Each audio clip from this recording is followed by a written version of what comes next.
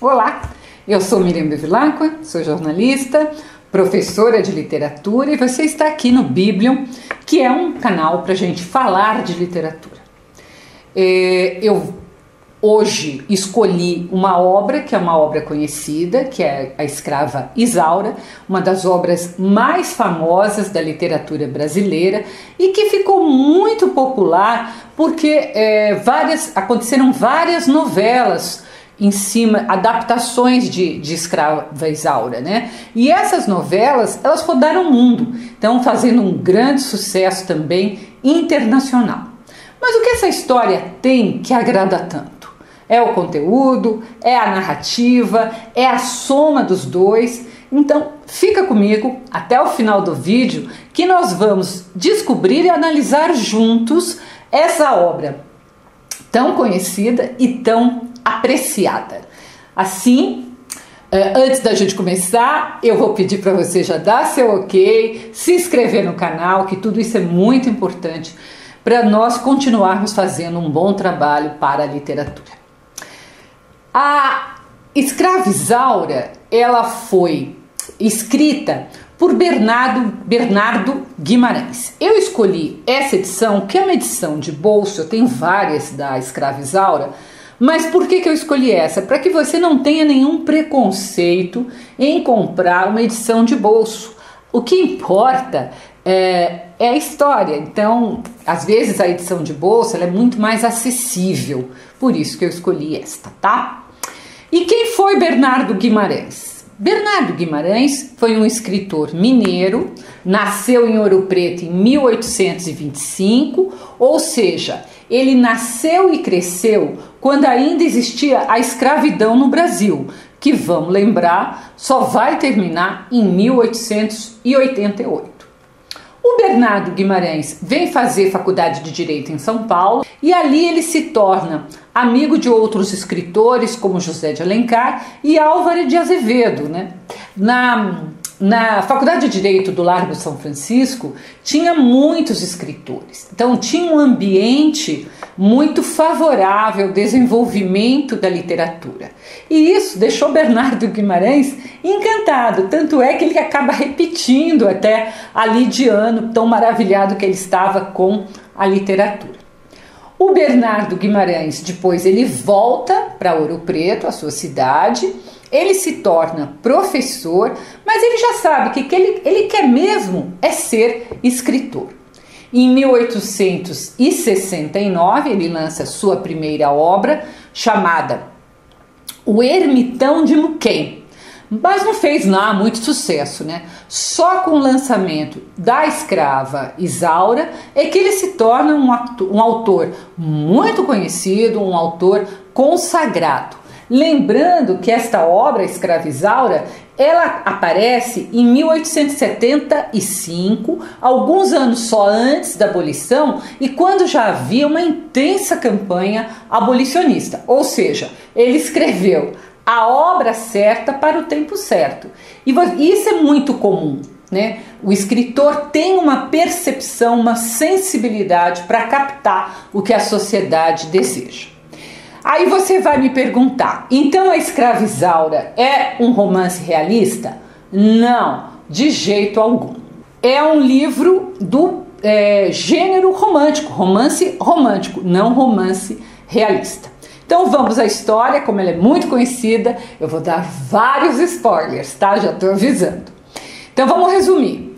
A Isaura, a história começa, a Isaura já é uma moça muito bonita, mas nós ficamos sabendo que ela é filha de uma escrava que era perseguida pelo dono da fazenda, o comendador, e da escrava com o feitor da fazenda. O comendador, quando descobre, ele queria a escrava para si, quando ele descobre que ela teve ali relações com o feitor, ele manda o feitor embora e a mãe da Isaura é submetida a muitas torturas ali, como todo escravo, e ela acaba falecendo. A mulher do comendador, então ela pega aquela criança, que é uma criança branca, surpreendentemente é branca, né? E aí eu já digo que não é realista, é romântico mesmo, né? e pega aquela criança branca e leva para morar com ela em sua casa, ser sua dama de companhia. Por quê? Porque ela só tinha um filho e ela queria muito ter uma filha. E ela vai criar a Isaura como se fosse uma dama de sociedade, vai ensinar a ler, a escrever, a dançar, a cantar, a bordar, enfim, coisas que as moças de sociedade faziam naquela época. Ninguém ia para a faculdade naquela época, mulher não podia ter tanto estudo assim, né? Não vamos esquecer. Só que o filho do comendador, o Leôncio, casado com a Malvina, ele se interessa pela Isaura. Ele chega até a comentar isso como se fosse a coisa mais natural do mundo com o irmão da Malvina, sua esposa. A gente não pode nunca, quando lê uma obra do século XIX, a gente não pode deixar de contextualizar. Os donos de fazenda, quase todos eram casados, mas eles mantinham relações sexuais com as escravas como se fosse um direito seu, um direito masculino, um direito de proprietário, né? Hoje nós achamos isso um horror, mas naquela época era totalmente aceito e as esposas, né, elas faziam vista grossa, porque como elas não trabalhavam, não tinham dinheiro próprio, elas dependiam do homem para tudo, tá? Então, isso é para você entender o contexto daquele momento, daquela realidade. Bem, com a morte da mulher do comendador, que era sua protetora, não só o Leôncio não liberta a Isaura, como era o desejo da sua mãe, mas ele também intensifica o assédio sexual. E como Isaura não o aceita, ele a manda para a senzala. Então ela deixa de ser uma dama de companhia da casa grande e ela volta para fazer serviços e morar na senzala. O Manuel, aquele feitor, pai de Isaura, ele tinha tentado comprar a alforria da filha, mas o comendador, de propósito, estipulou o valor de uma quantia muito alta. Então, demorou muitos anos e somente com a ajuda do seu novo patrão e de um enorme sacrifício para juntar o dinheiro é que o Manuel conseguiu a quantia.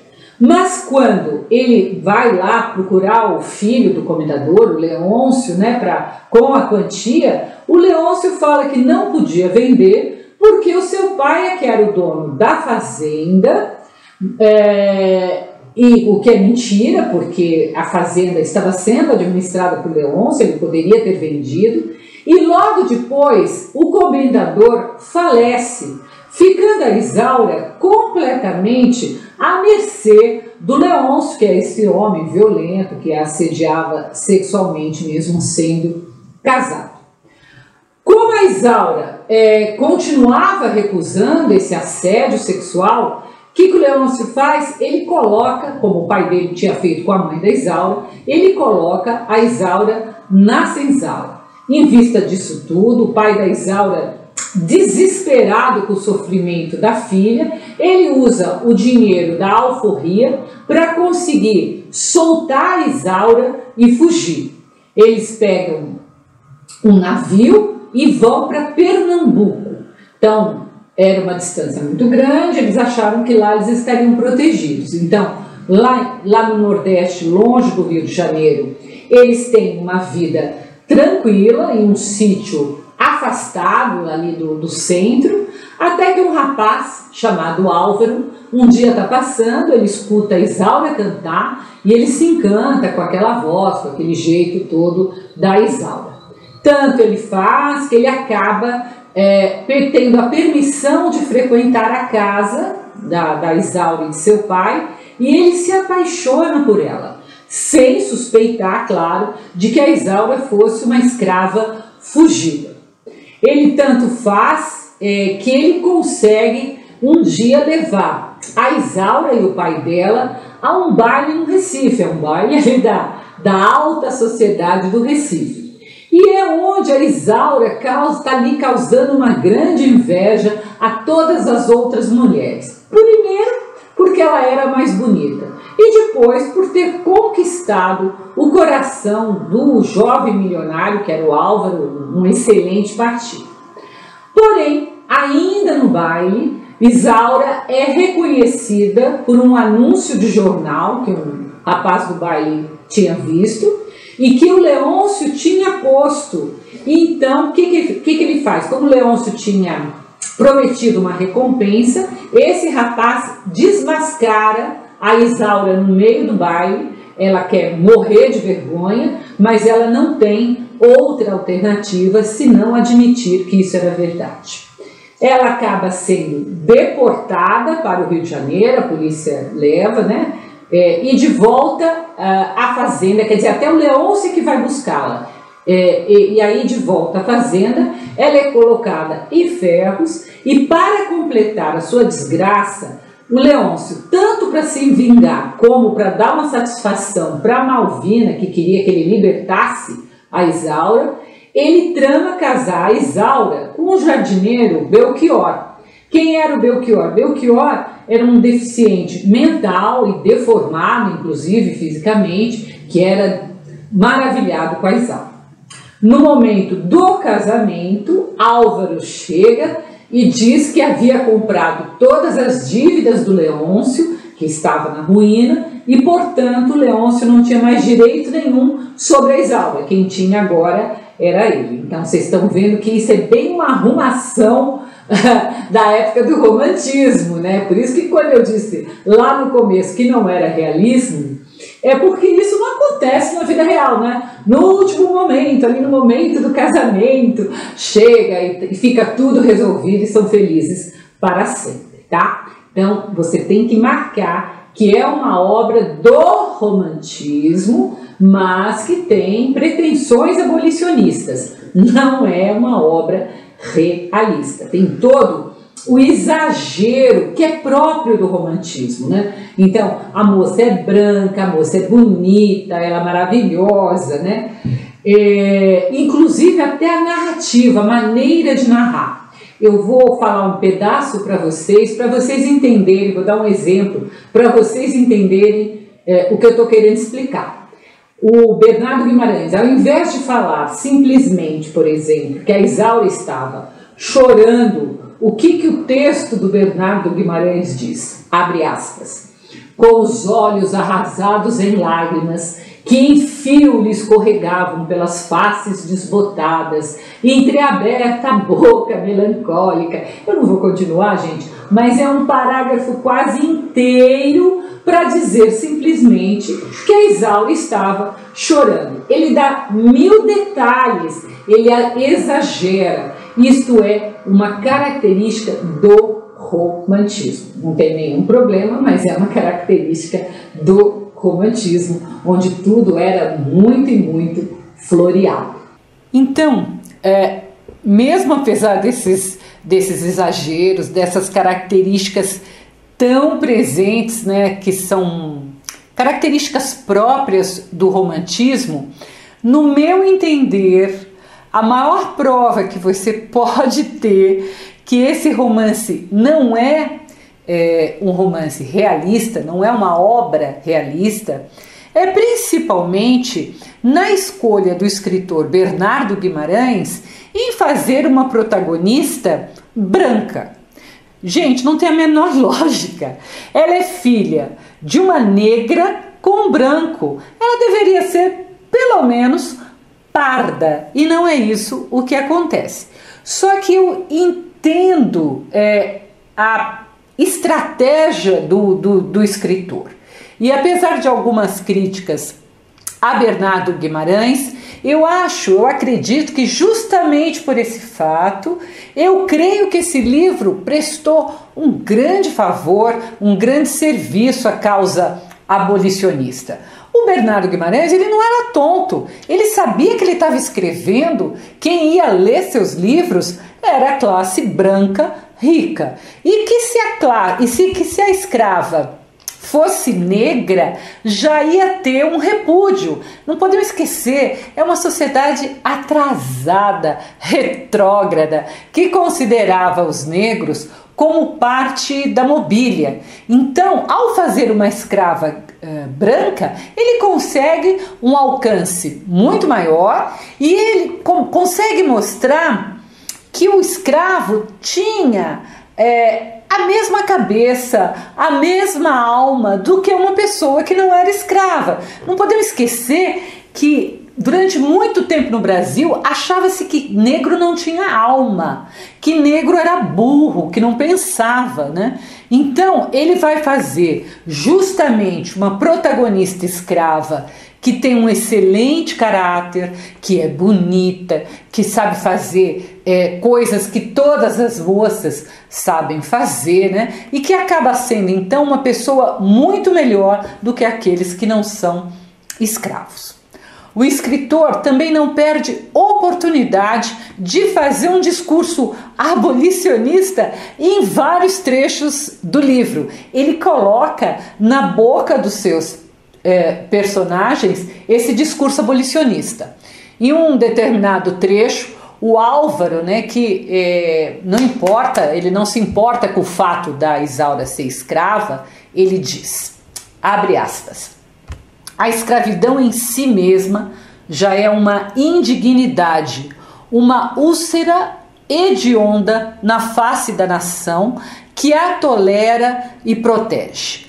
Por minha parte, nenhum motivo enxergo para levar a esse ponto o respeito por um preconceito absurdo resultante de um abuso que nos desonra aos olhos do mundo civilizado.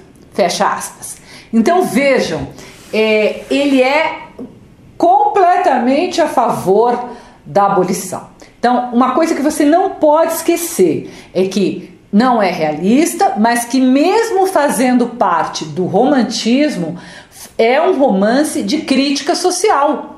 Uma coisa, nem sempre o romance de crítica social precisa ser realista. Ele pode ser da fase romântica também. Quando você for ler a Escrava Isaura, tenha isso sempre em mente e tente sempre fazer a relação, porque essa é a história da nossa cultura brasileira, né? O que aconteceu com o Brasil, que foi o país com o maior número de escravos da história do planeta e durou séculos, e como os negros até hoje sofrem esse preconceito que está arraigado, né, em uma sociedade que é branca, uma sociedade que tem o poder econômico e o poder político também. Sempre foi assim e continua sendo. Mesmo numa sociedade, eu fui lá consultar o censo de 2009, em que negros e pardos são a maioria desse país. Olha que coisa maluca. Esse país é maluco, né? Imagina, as mulheres são maioria e não tem a maioria no Congresso. Negros e pardos são maioria, mas não tem representação, né? São pouquíssimos os políticos negros. Então, fique muito atenta a isso, perceba. E literatura existe para isso, não é só para entreter, vou repetir. Políticos que continuam fazendo esse discurso racista. Fique atento, por exemplo, a políticos que querem acabar com as cotas para negros e pardos em universidades. As cotas é uma maneira de você equilibrar um pouco o jogo, depois de séculos de negros não podendo fazer faculdade. Então, quando eu perguntei lá no início por que faz tanto sucesso, porque até hoje a Escrava Isaura consegue ser atual. Se você pensar que hoje a gente vive um outro tipo de escravidão que precisa também ser abolida, tá bom? Se você gostou, deixa o seu like, comente, peça resenhas, e se você quiser ler a resenha escrita, ela está no meu site www.miriambevilacqua.com.br, e é no site também que toda terça-feira eu publico crônicas, né, que falam um pouco desse nosso dia a dia aqui no Brasil. Um grande abraço e até o próximo post.